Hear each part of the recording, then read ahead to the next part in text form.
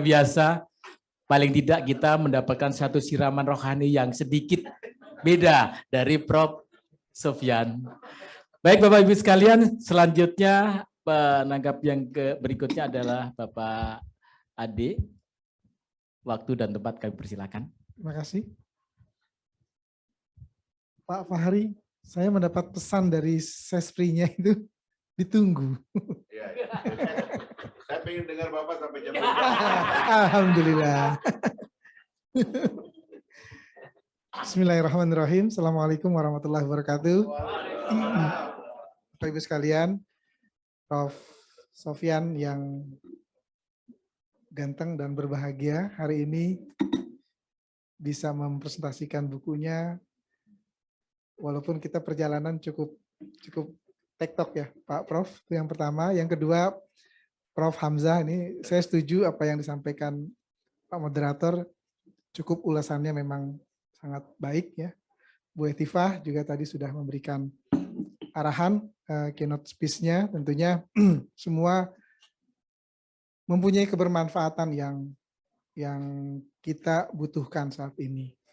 Dan moderator, terima kasih kesempatannya. Kemudian tak lupa juga kami ucapkan terima kasih kepada tuan rumah.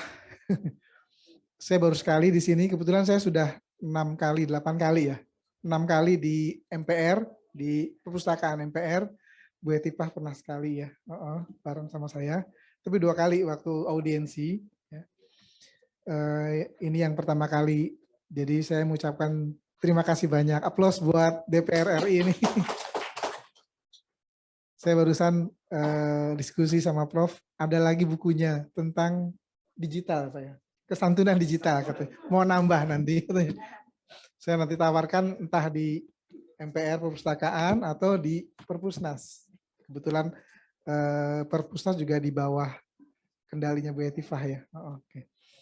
Saya kira ucapan terima kasih itu juga buat Bapak dan Ibu sekalian dari Uninus, Pak Rektor, dari UPI juga, Pak Rektor mewakili juga dan semuanya jajarannya. Dan saya juga ingin menyapa nih ada kepala sekolah, guru SD yang sangat jauh. Wow, tinggi dong. Angkat tangan mana yang guru-guru dari PAUD TK nih, mana nih? Coba berdiri boleh. Biar Bapak dan Ibu sekalian di depan dan Bu Dewan tahu. Ini dari agak jauh nih Bu. Cikidang. Jauh. Naik onta ya.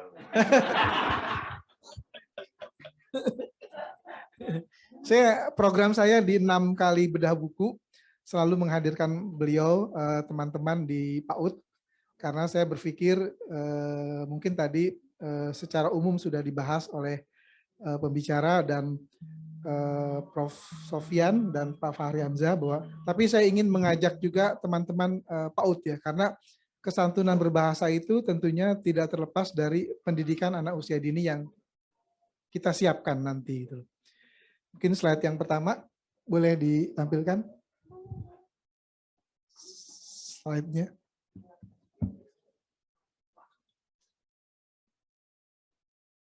Ya, dibesarkan. Ya, lanjut. Ya, saya boleh berdiri ya. Biasa guru saya ngajar juga di PAUD. Punten, mohon izin, Pak. Jadi saya kira tadi sudah dibahas oleh Bu Etifah, satu, kemudian Prof. Sofyan, dan Pak Fahri Hamzah. Latar belakang tentunya komunikasi. Jadi kesantunan berbahasa tentunya tidak terlepas daripada permasalahan komunikasi. Sebenarnya ada 4 yang tadi disampaikan oleh Prof. Sofyan. Salah satunya adalah komunikasi. Jadi yang keempat itu, yang 3 itu saya catat tadi Prof. Sofyan itu membahas tentang karakter, akhlak, budaya, dan tujuan. Karakter, akhlak, dan tujuan nanti saya akan paparkan nanti ada 3 hal dimensi daripada Merdeka Belajar. Mohon izin, saya akan kaitkan dengan Merdeka Belajar, Bu Etifah, karena tentunya kita semua adalah bagian daripada pendidik, apa yang sudah disampaikan sebelumnya. Yang kedua adalah tentunya terkait dengan di dalam dimensi Merdeka Belajar itu saya membagi menurut Ki Hajar Dewantoro ya, ada 3 hal. Yang pertama tujuan. Nah, itu masuk ke latar belakang yang tadi sudah disampaikan oleh Prof. Sofyan. Yang kedua adalah kemandirian. Yang kedua adalah kemandirian. kemandirian, untuk mencapai kemandirian itu ada dua hal. Yang pertama adalah pembiasaan. Tadi Pak Prof. Fahrihamzah sudah menyampaikan pembiasaan di daerahnya itu seperti apa gitu. Tidak hanya soal santun yang dikatakan tadi, karena berbicaranya logatnya keras. Nah, itu pembiasaan seperti itu seperti apa.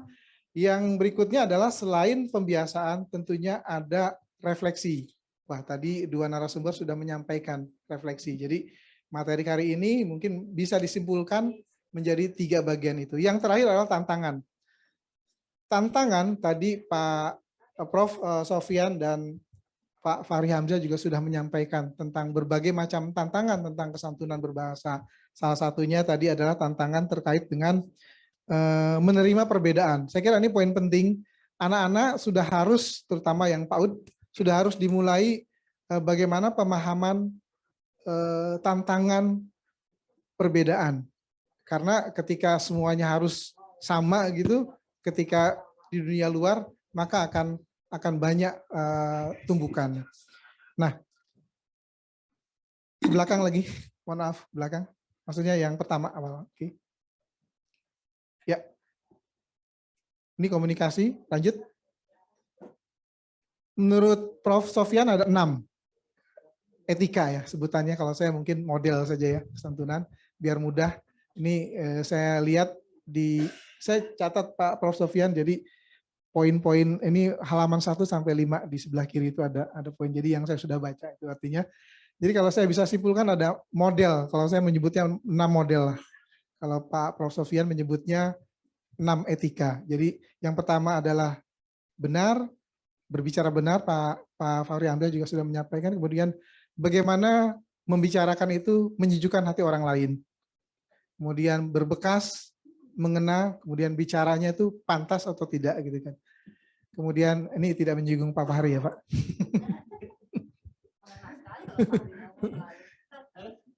Memang waktu mungkin saya sedikit jeda. Waktu saya ajukan ke perpustakaan mengenai judul buku, saya disodorkan ada beberapa buku Prof. Sofyan. Ada berapa Pak waktu itu? Ada enggak banyak yang diajukan. Saya milih yang mana kesantunan berbahasa.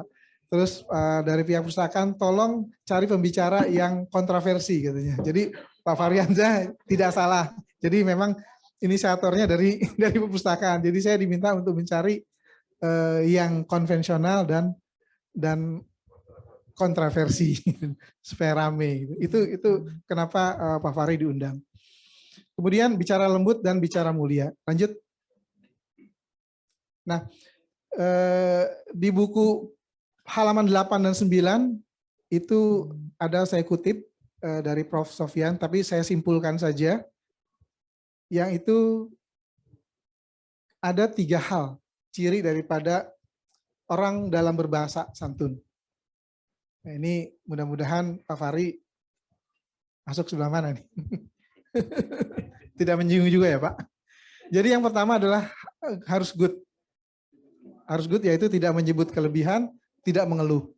Yang kedua adalah great yaitu pandai menyimpan dan tidak menceritakan. Kemudian yang ketiga adalah beyond yaitu seorang itu mempunyai bahasa bersantun atau santun yaitu harus memiliki syarat ilmiah, ide, mempunyai gagasan dan solusi serta zikir. Berikut. Ini yang juga tadi sudah disampaikan Bu Hetifah, saya hanya mengutip 2 poin saja, yaitu yang berkaitan dengan kesantunan berbahasa buku Prof. Sofyan, yaitu saya kutip di page 6 dan page 141. Itu berkaitan dengan visi Kemendikbud tahun 2020 sampai 2024, yaitu berakhlak mulia. Jadi tentunya tadi juga sudah disinggung oleh 2 sahabat saya, Prof. Sofyan dan Pak Fahri, tentang bagaimana akhlak itu berkaitan dengan kesantunan berbahasa. Kemudian berkebinekaan, yaitu yang global. Tadi juga sudah disampaikan oleh Bu Hetifah. Berikut.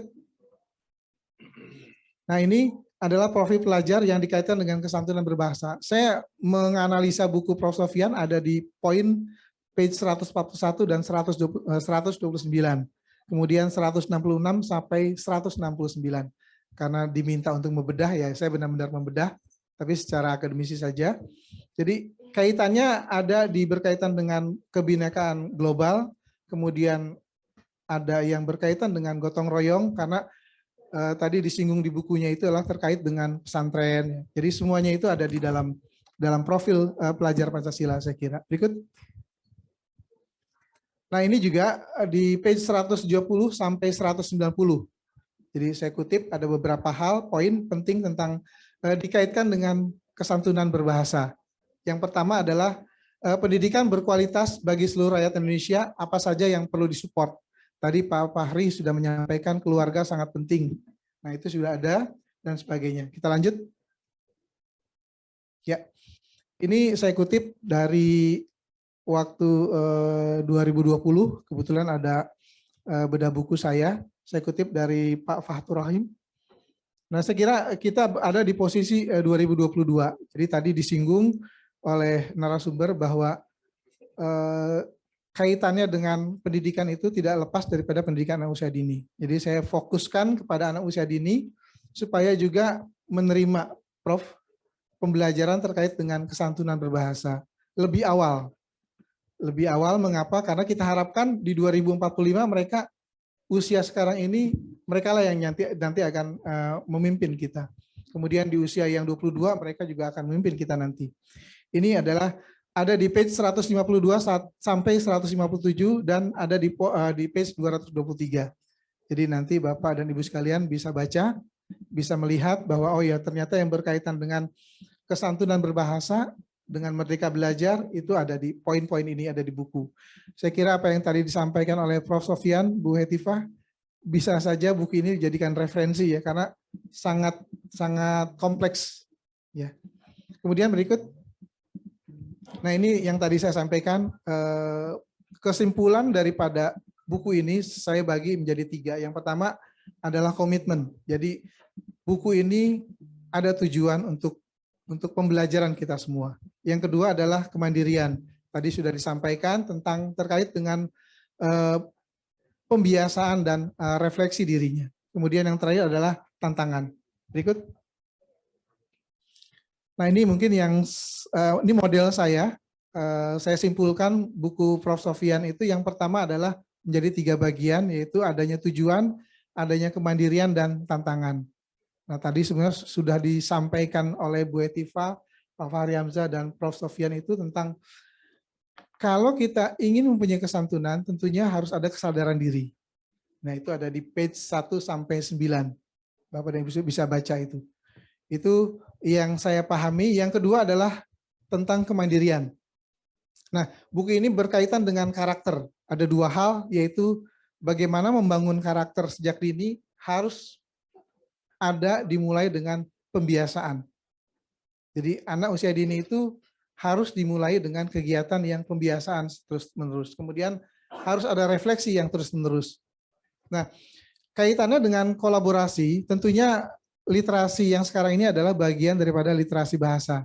Jadi ada UNESCO membagi ada 6 kategori literasi, yaitu literasi baca tulis, literasi numerasi, literasi digital, literasi sains, literasi finansial, literasi budaya dan kewarganegaraan. Itu ada dalam buku ini. Saya menambahkan satu literasi yang saya kira juga sangat erat dengan buku ini adalah namanya literasi moral dan etika. Saya kira hampir sama dengan sependapat dengan Pak Fahri Hamzah bahwa etika dan moral itulah yang perlu dibangun sejak dini. Kalau saya memfokuskan pada anak usia dini, kalau Pak Fahri Hamzah berfokus pada saat ini ya untuk generasi saat ini, tapi saya ingin memulai dari pendidikan usia dini. Jadi saya menambahkan satu literasi yaitu sangat penting, literasi moral dan etika saat ini. Nah kemudian tantangan. Nah tantangan itu ada di page 100, jadi bisa Ibu langsung buka itu 189 dan 223, Prof. Sofyan. Tantangan apa saja di dalam buku itu yang menurut saya itu bagian daripada Merdeka Belajar. Jadi berkaitan dengan kesantunan berbahasa. Kemudian ada lagi 110 dan 116. Nah, tantangan tadi yang disampaikan oleh Pak Fahri Hamzah, saya kira Bu Hetifah saya sangat setuju bagaimana anak-anak dibekali dengan cara perbedaan. Jadi bagaimana pola perbedaan. Kebetulan saya sebagai asesor, saya pernah melihat satu lembaga itu, Pak Fahri. Jadi di situ ada sekolah RA, itu sekolah Islami. Dia hanya mengenalkan agamanya saja. Gitu. Nah, menurut saya seharusnya dia dikenalkan agama lain. Nah, sejak dini memang sangat eksklusif gitu, harusnya inklusif pendidikan itu. Jadi berkaitan dengan kesantunan berbahasa ini, saya berharap untuk ke depan pendidikan itu harus dikenalkan dengan berbagai budaya dan keagamaan. Jadi walaupun RA di Islam harus kita kenalkan juga dengan sama dengan tadi Pak Fahri menyampaikan bahwa Nabi sejak kecil itu sudah diasuh oleh pamannya ke luar negeri, ke negeri yang memang menyembah api, Kristen Ortodok. Artinya sejak kecil Nabi sudah ditanamkan perbedaan. Nah, di kita sekarang Pak Fahri justru kita ditanamkan hanya inklusif saja gitu loh. Justru menurut saya memang ini otokritik kita sebagai Muslim harusnya dikenalkan dengan berbagai agama sejak kecil gitu loh. Nah, ini saya kira inilah yang akan menjadikan SDM unggul Indonesia Maju pribadi yang santun berbahasa, Prof. Sofyan. Jadi ini konsep saya, tentunya mudah-mudahan sangat sejalan dengan buku Prof. Sofyan dan juga tadi apa yang sudah disampaikan oleh Bu Hetifah, kemudian juga apa yang sudah disampaikan oleh Pak Fahri tentang perbedaan itu memang harus sejak dini. Jadi bukan mononya atau persamaannya saja yang ditekankan, tetapi perbedaan itu sudah harus mulai ditanamkan sejak dini. Saya kira itu yang terakhir. Terima kasih. Mudah-mudahan paparan yang singkat ini membantu kita semua dan